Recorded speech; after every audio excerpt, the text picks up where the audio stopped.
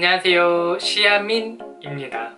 드디어 1년 만에 143화가 나왔습니다. 지난화가 2018년도 12월 29일에 나왔으니까 지금 2019년도니까 1년 만에 나왔죠.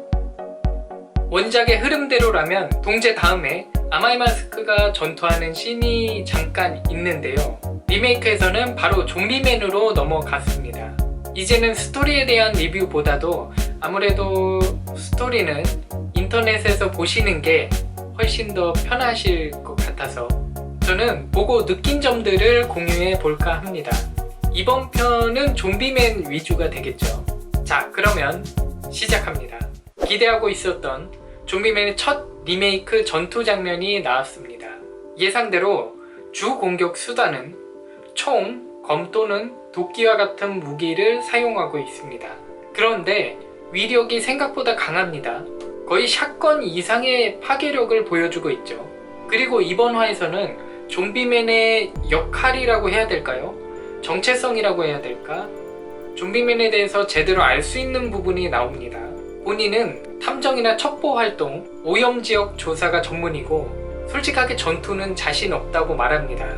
능력만 보더라도 확실히 전투보다는 정찰이나 오염될 염려가 없기 때문에 오염지역 조사에 특화된 것 같긴 합니다.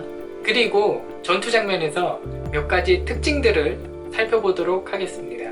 소매 안쪽에 총과 연결된 어떤 장치가 보이는데요. 아마도 팔이 잘리거나 관절이 나가는 경우가 흔하기 때문에 총을 고정시킬 수 있는 역할이나 소매 안쪽으로 총을 숨긴다든지 기습 공격을 할 수 있는 장치 같아 보입니다.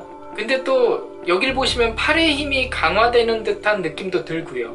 이후 검을 휘두르는데 꽤나 위력이 있습니다. 자세한 설명이 없기 때문에 예상만 가능합니다. 그리고 가장 궁금했던 재생 능력입니다. 솔직히 좀비맨의 재생 능력을 알고 있으면 상대방을 공략하기 쉽다고 생각했거든요. 근데 이번 143화를 보면서 생각보다는 쉽지는 않은 것 같습니다. 두 가지 가설을 세워보면 첫 번째, 재생 속도가 굉장히 빠르기 때문에 좀비맨을 공략하는 것이 쉽지 않다.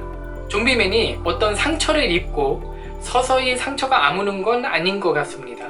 보시면 이때까지도 구멍이 있다가 즉시 아물어버리고 남아있는 박쥐가 도망가기 전에 아물어버립니다. 조금은 텀이 있지만 회복할 때는 즉시 회복해서 공략하는 것이 쉽진 않을 것 같습니다. 두 번째, 절단 부위가 붓거나 상처가 아물 때 엄청난 힘이 발생된다.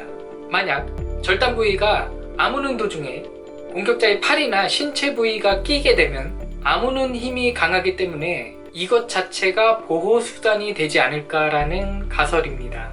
박쥐가 빠져나오지 못하는 장면이나 여기서 힘줄이 좀 수상하긴 해요.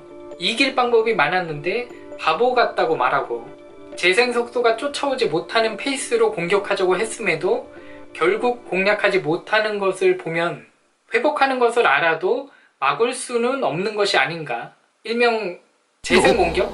두 가지 다 해당될 수도 있고요. 아니면 그냥 단순히 재생 속도가 빠르기 때문에 어쩔 수 없는 것일 수도 있습니다. 좀비맨에 대해서 다른 의견이 있으시면 남겨주시면 감사하겠습니다. 다음 편은 아마도 아마이마스크나 본심편이 될 것 같고요. 둘 다 굉장히 기대가 됩니다. 아마도 빠르면 2주에서 늦으면 3주 정도 기다리셔야 될 것 같고요. 최대한 빨리 연재 좀 해줬으면 좋겠습니다. 부족한 영상이지만 조금이라도 유익하셨다면 좋아요와 구독하기 꼭 부탁드립니다. 감사합니다.